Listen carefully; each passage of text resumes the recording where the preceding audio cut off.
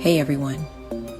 According to the Vatican, Pope Francis died on Monday, April 21st. May he rest in peace.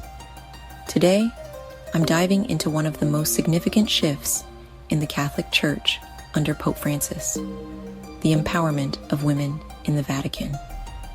First up, let's talk about the groundbreaking appointments.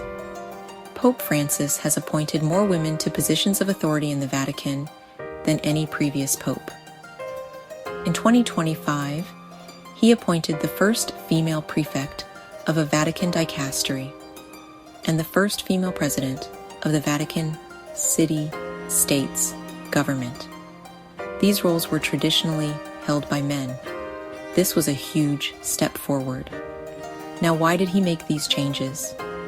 In 2022, Francis reformed the Roman Curia's constitution, separating governance from sacramental power. This allowed him to promote women to roles previously held only by ordained men, without ordaining women.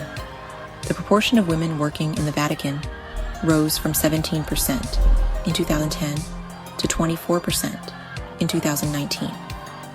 While this is progress, men, mostly clerics, still hold the vast majority of leadership positions. Of course, these changes weren't without resistance. Some feminist critics argued that the women he appointed were chosen for their obedience and wouldn't challenge doctrine.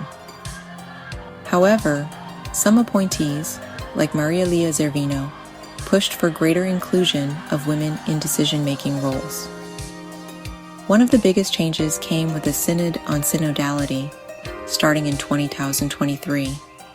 Women were included as full voting members. Despite these advancements, Pope Francis remained opposed to ordaining women as priests or deacons. He often cited the Marian and Petrine ministries concept, arguing for distinct roles for men and women in the church. And let's not forget the controversial comments.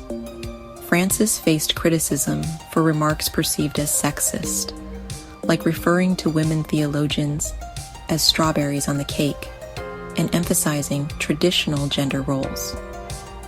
These comments sparked debate, but some close to him defended his respect for women.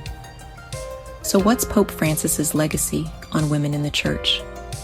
It's complex and subject to debate.